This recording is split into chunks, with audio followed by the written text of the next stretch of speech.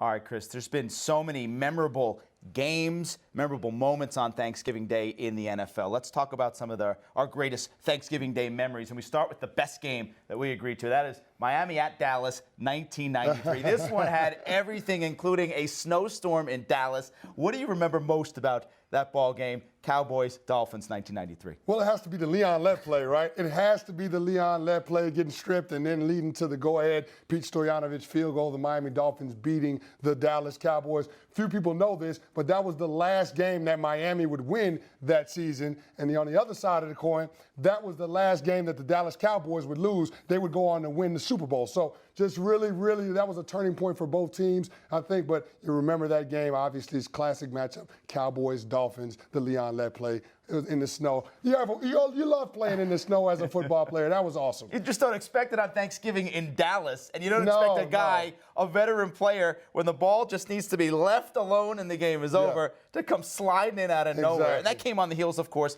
of the Super Bowl the year before, when he was caught by Don Beebe running in for a touchdown. Absolutely. But Lett recovered. He did just fine. He did all right. Made a couple Pro Bowls. Now he's assistant defensive line coach down there in Dallas. He's doing okay. Yeah, and Cowboys did just fine as well. They went on to win the Super Bowl that year. But Stoyanovich was the game winner that day for the Dolphins with the game-winning field goal. All right, our best passing performance on Thanksgiving came Packers at Lions, 2007. This game featured Brett Favre completing 20 consecutive passes in a row on Thanksgiving. The Packers won the game 37-26. Chris, this was vintage gunslinger in this game. Absolutely. When you see Brett Favre, he's getting that thing going. It's like one of those pitchers in the Major League Baseballs, getting that no-hitter going. It was kind of like that for Brett Favre, seeing what he was able to do, slicing up that team, that defense on Thanksgiving like he's slicing turkey. It was awesome to be able to watch him at his best. All the zip on those passes, like he could throw the ball to pinpoint accuracy. It was awesome to be able to watch that, of course, in a traditional Thanksgiving matchup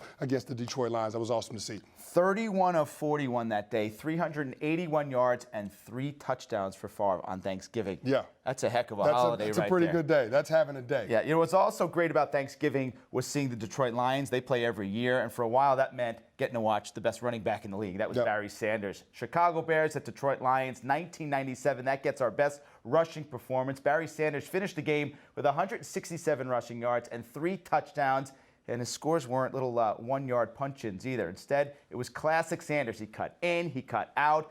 Bears defenders were grabbing for everything, and they got air. They couldn't get Barry Sanders. And this was video game Barry Sanders. Absolutely. It was video game Barry Sanders. He was at his best. You look at that game, they were down 17-3, and then he was able to get that touchdown to give them some momentum right before the half in the 2-minute drill, 40-yard touchdown run, and then he just kept ripping big runs in the second half, a touchdown run of 25 yards, touchdown run of 15 yards. I mean, he really had it going. The Chicago Bears didn't know what hit him. They couldn't grab him all day long. Just really impressed to see Barry Sanders at his best on one of the biggest stages in the National Football League, which is playing on Thanksgiving. And this was his second to final year in the league. He retired only 1 year after this. He had over 2,000 yards the year we're talking about. His yards per carry were over 6 yards per carry. Unbelievable. And 128 yards per game. Who does that? And to think he played one more year and he hung it up. But, you know, we kind of got gypped. We didn't get to see more Barry Sanders on Thanksgiving. That's the Detroit Lions' fault. I blame the Detroit Lions organization. Hey, we're keeping it positive. Should have gave Barry Sanders more to work with. Keeping it positive. Okay. It's Thanksgiving. All right. Best defensive performance on Thanksgiving comes when the New York Jets took on the Dallas Cowboys in 2007, and our own Chris Canty. Hey. You remember this game well, don't you? I do. Matter of fact, I brought a prop. Hold on one second. Hey, look what we got here.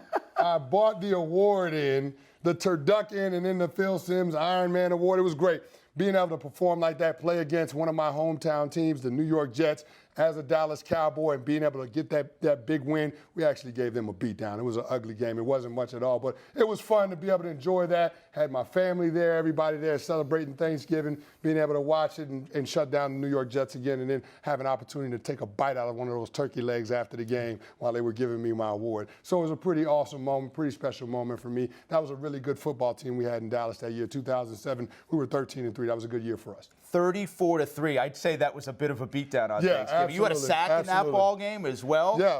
You gotta dust this off, polish it up a little bit, don't you think? That's all right. That's some good hardware right there. It's nice little something for the trophy case. All right, we'll finish up with the most embarrassing performance on Thanksgiving. That came in 2012, the Patriots and Jets. And that's where we got the butt fumble. Mark Sanchez running into his offensive lineman really summed up the season for the New York Jets. They lost this game 49-19. Chris, I remember waiting up. Remember, this was the third game of the day. It was the evening game on Thanksgiving. I waited up to watch my Jets play on Thanksgiving, and this is what I got. I wanted to throw up my pecan pie after this game. Well, as a Jets fan, you should be used to it, right? But I mean, I digress. Listen, the butt fumble, this thing is never going to go away. I mean, poor Brandon Moore, he has to be on this highlight reel. He didn't expect his quarterback to literally run up his rear like that. So it's just weird, just that's a whole weird play that just doesn't happen in the National Football League. And so it's going to live in infamy. But, I mean, that was a terrible, terrible, terrible performance by the New York Jets at home, getting blown out by the New England Patriots. And I guess the butt fumble play just sums up how that game went. They don't call the run up your rear play in the huddle, do they, Chris? No, I don't think so. I don't think so. I don't know how the offensive coordinator would diagram that. I don't want to know how. There's some of our best memories from Thanksgiving. I'm sure we're going to have some more great ones this Thanksgiving. Chris, happy Thanksgiving to you. All right, happy Thanksgiving, my friend. Thanksgiving to you guys.